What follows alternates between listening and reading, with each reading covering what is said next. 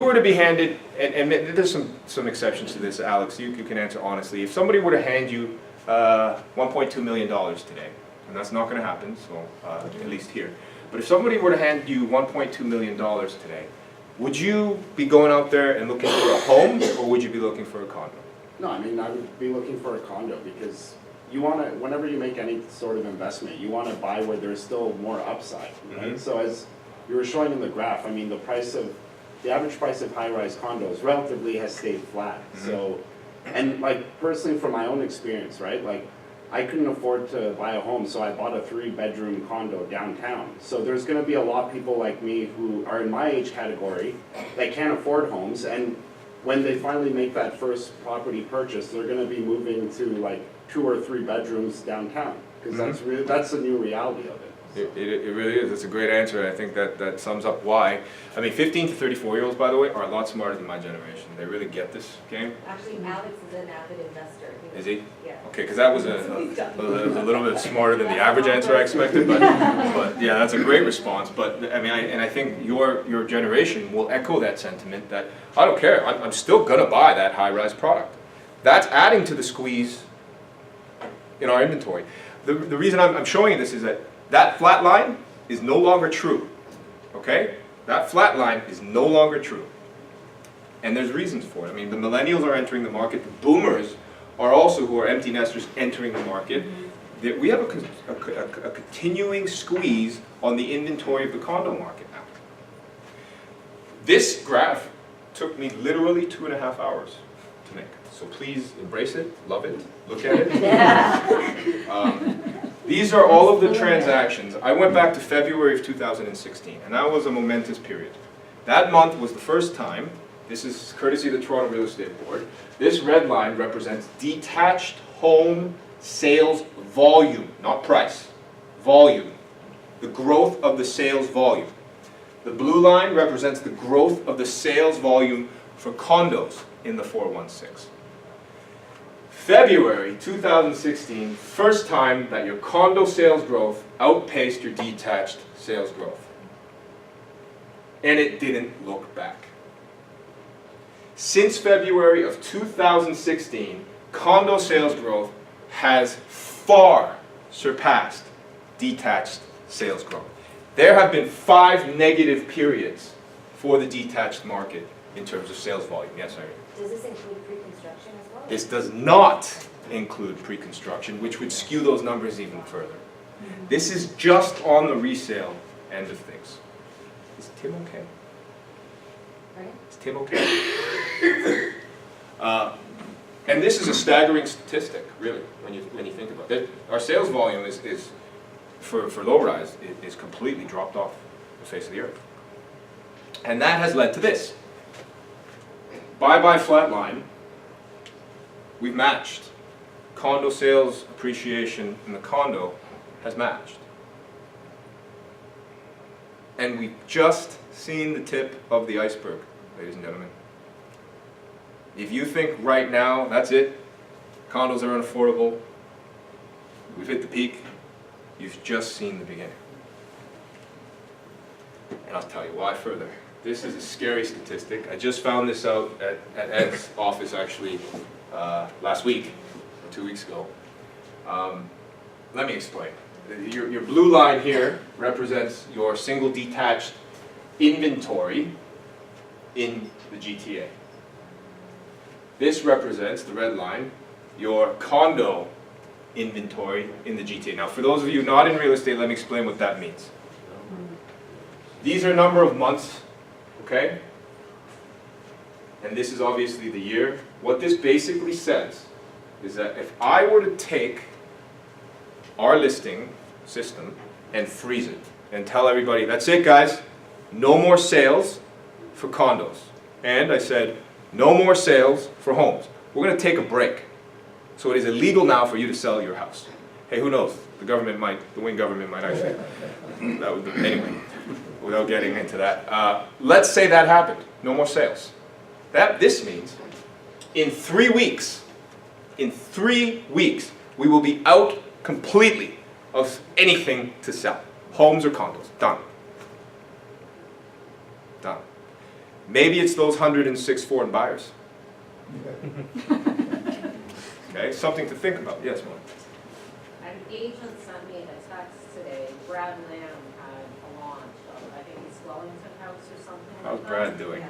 Yeah, so, apparently the lineup was out into the street, and this was a buyer's launch, it was not an agent launch, a Mhm. PMP launch. And he was like, he said to me, he ran around asking anybody if they were a foreign investor, and people were just laughing at him. That's right, but that, you know, that they won't show that on the news because that doesn't sell subscriptions, headlines, and get the attention that they're getting right now. Okay? But that's a very valid point. I mean, we don't, when we look at stats like this,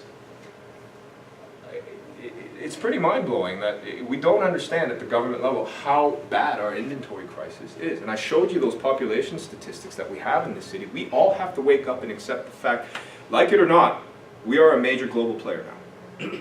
People want to live here. I understand why. I've lived here all my life. This is the best place to live in the world. I get it. But now others are starting to, the secret's out. And if you think we've seen the end of our price appreciation and our population, you're wrong. Sorry to say, you're just wrong. And that's happening, guess what, on the I mean, you asked about the pre-construction end of things. Well, here's the latest and by the way, this is only to the end of the third quarter of 2016. Wait till you see the stats for the fourth quarter and the first quarter of this year. It's going to blow your mind. They're not out yet. Nothing left to sell. That's essentially what we say. Our average, you know, if you look at the past 10 years, has been somewhere around the 8,000 remaining pre-construction mark. Now, we're at the 3,800. That's a 52% drop. In other words, we have a 4-month supply of new condos to sell as well. We think we're all selling these too many condos. The launches are coming up everywhere. We only have 3,800, 4-month supply. If we were to say, by the way, that's dead wrong now. It's closer to nothing. Okay. And the other point I want to make out is developers. They will rarely sell out an entire building to 100%. They will sell out a building to 80, 90, because they want some profit gravy on the end. They just want to hit their bank financing quota. Then the pressure's off for them, they build it, and then they can save and make a little bit more money later. So this is a very misleading statistic. This number now is going to be somewhere here. Nothing to sell in the pre-construction.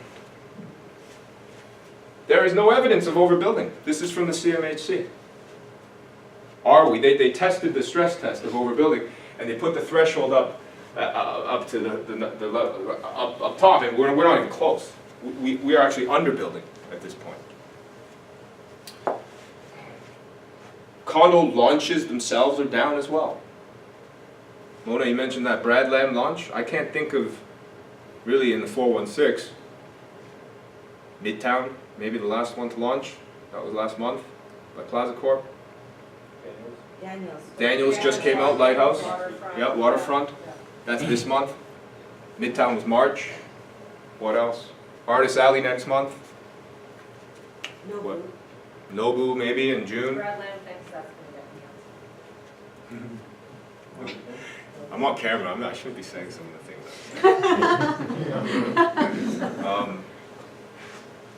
Yeah, you know what? It's what are we building? We're releasing maybe one a month at this point. And how many units are we introducing into the market when we sell out a condo? 400? 500? And we all look at the cranes in the air and say, we're way overbuilding at this point. How many cranes are in the air? 37. 37 times 400. What are we building? 12,500 units, something in that neighborhood. We need 34,000 new households a year. I'll get to this statistic in a second. Basic math said a deficit of product. We still don't have the same level of condos that Manhattan would have. Not even close. Yeah, not a fraction. Fraction. Our absorption rates, also very misleading. 10-year average has been 61% of new projects get absorbed. It's 78% and misleading because floors are held back. Sorry, what is absorption rate mean? Absorption rate means it's introduced to the, let's say a condo comes to the market. Oh, Yeah, how many are being snapped up? okay. Okay. Actually, the biggest launch was Time and Space this year. And there's 1,500 units there. And I think within the first day, every single, we're getting units on the third floor with the corner unit looking into the other unit. and the builder's saying, sell it in 24 hours or we're gonna take it back, they're selling at $800 a square foot, Right. $900. To all foreign buyers as well. Andrew, So what's stopping them from building more condos faster? great question, and I will get to that point. Can I save that one for later? What was that question? What was the So question? why aren't we building more? Right? It's such a reasonable thing to say and ask. I'll get to that one. I've got some stats. I want to make an impact with that one. Are we building too many condos? I mean, the large answer that I'm coming up with, and by the way, I could spend another hour on this. There is way more statistical evidence to show you that no, we're not even close. We're not even close. But I did say yes because here's the dangerous thing that's happening in the market, and I want you to understand this and be very careful. And I'm not saying it on, I didn't put slides because I don't want to publish this to YouTube. I don't want to get any cease and desist letters, but I will tell, can I pause this, Stephen? I don't want this on camera. Sorry. I'm just gonna pause it if you don't mind, I'm sorry.